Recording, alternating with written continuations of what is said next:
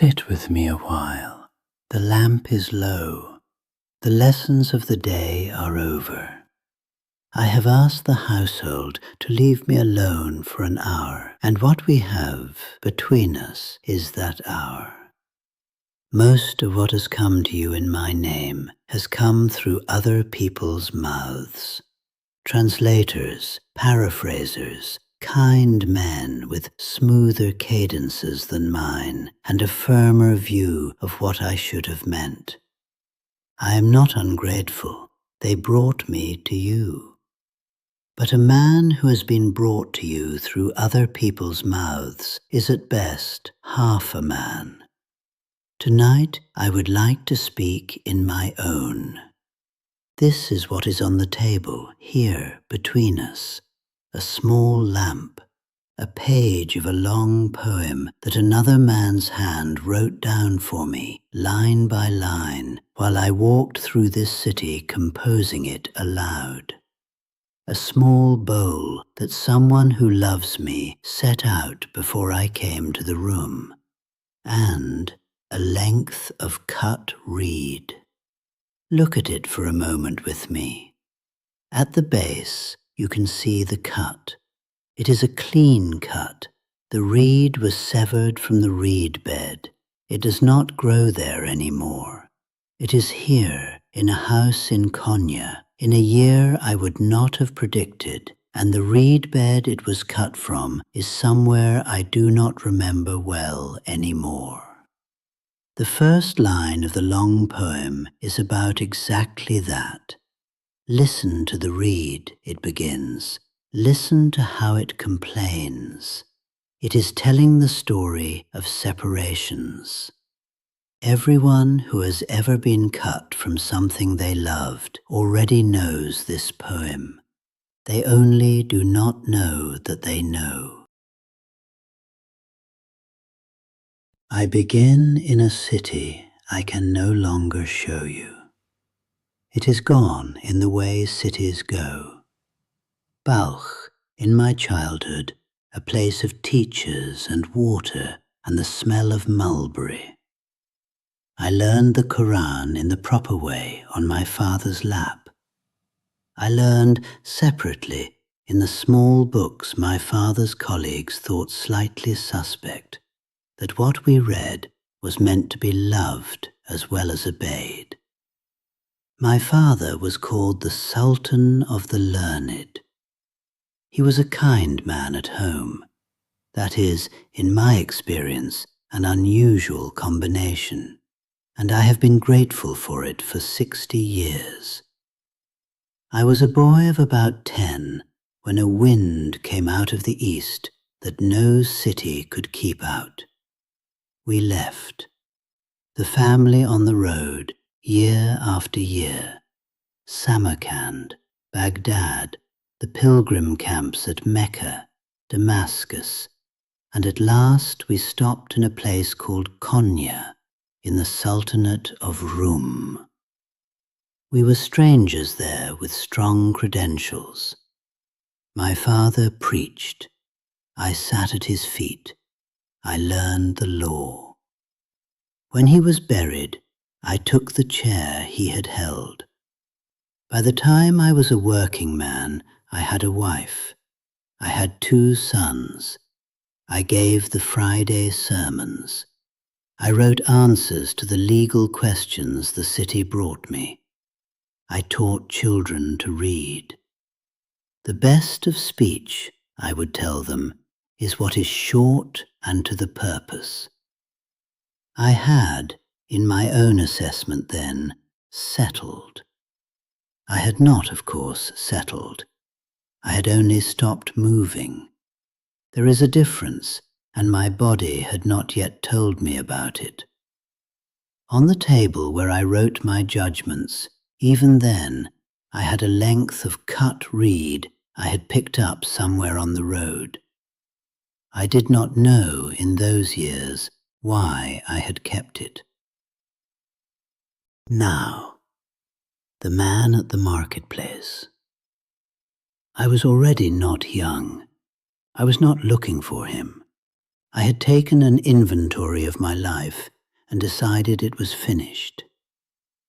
He arrived in Konya in the autumn of a year I will not pretend to remember exactly.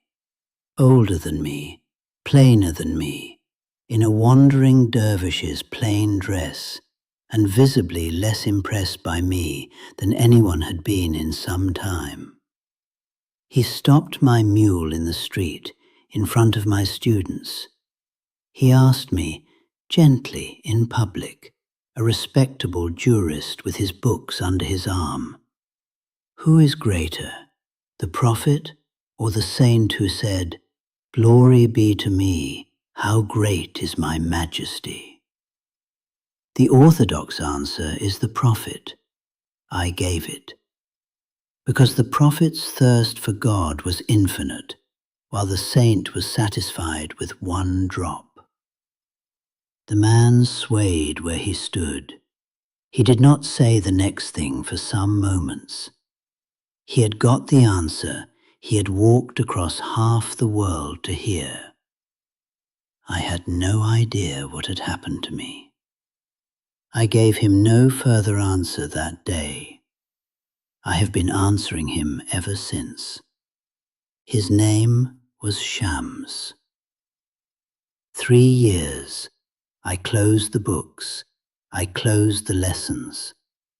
My students were furious. My friends were scandalized. My city did not understand. The settled middle age I had built opened all the way back up, and what opened was not what I had thought I was.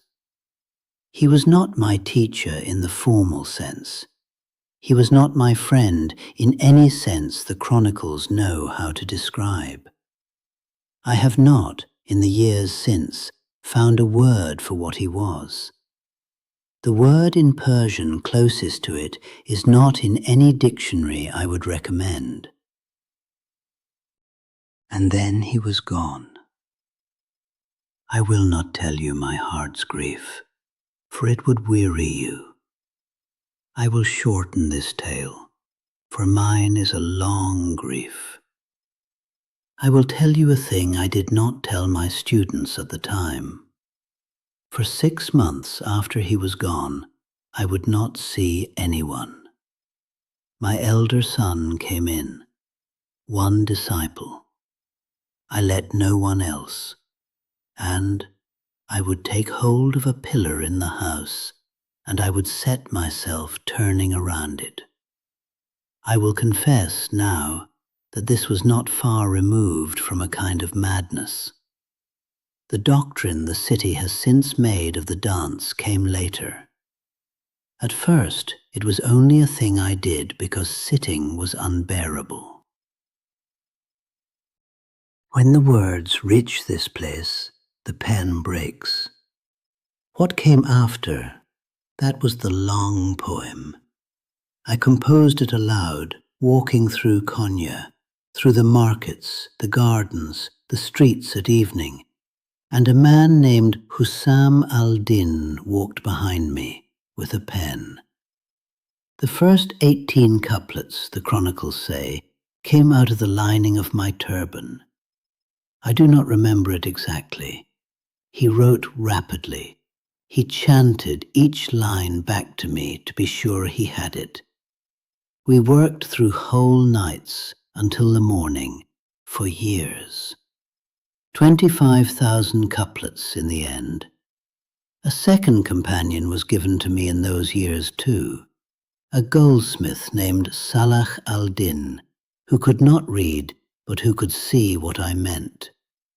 The hammers in his bazaar set the rhythm for our turning when we passed. The Greeks and the Armenians and the Jews who lived in our quarter came to listen. Some of them came to disagree. Most of them came because something had shifted in their own street, and they wanted to see what it was. I did not invent any of it. The whole long poem belongs to the man who held the pen.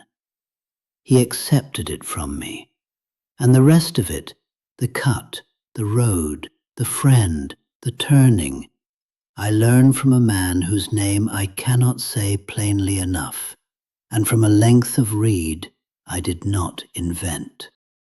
I want to tell you a small story now, the way I used to tell my students stories, when teaching with a definition was beneath the dignity of what I was trying to teach. There was a man who left his city to find an answer he could not find at home. He sold what he could sell. He walked for a year. He slept in barns and on the doorsteps of mosques. He was, by his own assessment, looking for something, though he could not, if pressed, have told you what. He came home in the end thinner than he had left. An old woman in his street, who had been there as long as he could remember, stopped him. "You are thinner," she said. "What did you go for?" He told her as well as he could. She listened. She nodded. "The thing you went for," she said, "has been here the whole time. But you would not have known what it was had you not gone." He went inside his own house. He sat down at his own table. He wept for a while. He thought that night that he had been a fool. And then, slowly, over some months, he stopped thinking he had been a fool. He understood instead that the going had been the listening, and that the answer, when it arrived, did not arrive in his street or in any other street, but in the small, careful man who by then knew how to hear it. Some of you, I think, are still walking. Some of you have come back. The story is the same in either case. Every age has its longings. We confuse them in honest moments with the things we are longing for. We have all done this. We have tried to fix the longing by going somewhere. We have tried to fix it by buying something. We have tried to fix it by busying ourselves so thoroughly that there is no quiet left in which to feel it. I tried each of those before I stopped. I tried them in the order I have listed. And we have all noticed in the quiet that came after that the longing simply waited for us to be quiet again. It is patient, the longing. It has been patient with us since before our cities were built. It will be patient with our great-grandchildren. The work is to stay with it long enough to learn what it is. We are not always good at this. I was not always good at this. The sitting is hard when sitting is the thing one cannot bear. There were years when I could not sit. I will admit that again before letting it pass. What looks like a wound sometimes is the door. A door, before it is opened, looks like a wound to anyone who has not yet seen one. Every age has its instruments for not feeling, and every age calls them progress. Every age mistakes the speed of a thing for its truth. Every age sits down at the end of a long day and notices, in spite of itself, that the ache is the same ache the prophets and the poets keep coming back to. That is, I think, the oldest thing in any of us. We recognize this in each other.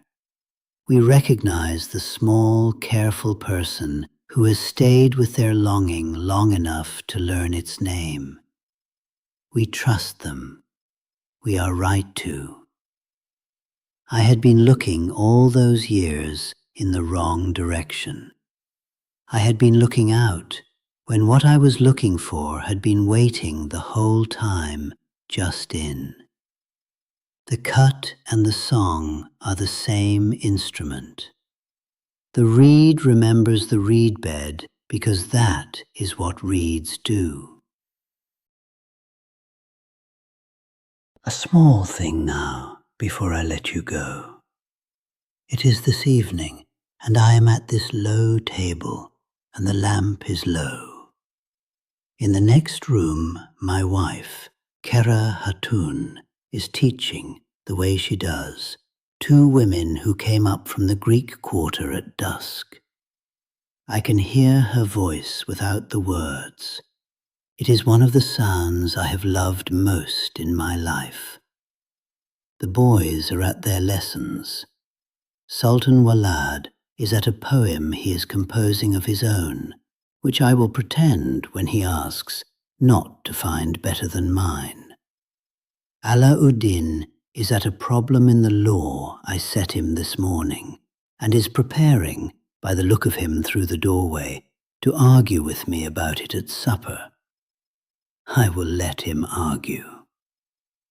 Kera has set a small bowl on the corner of the table. I will not finish it tonight. There were years, when I was younger and louder, when there was less than this on the table, and I would say to her, "Thanks be to God, our home is like the Prophet's today." She would smile. She would set out the bowl anyway.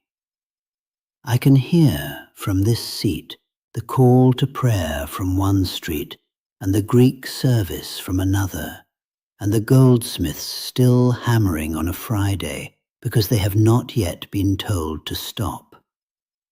I do not always know which has moved me most, and I have given up worrying about it.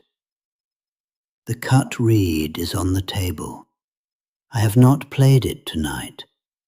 I do not play it well. No one in this household will say so. I had thought, when I was a young scholar, that the work was the work. I want to tell you, in the privacy of this evening, that the work was almost everything else. I wish you a reed bed before the cut, and I wish you the cut, and I wish you the long road you walked because of it. I wish you a friend who arrives in the middle of your settled life and ruins it for the better. I wish you a length of cut reed you keep on your table for what it is. And I wish you, at evening, a small bowl set out by someone who loves you, that you are not always required to finish. That is what I have.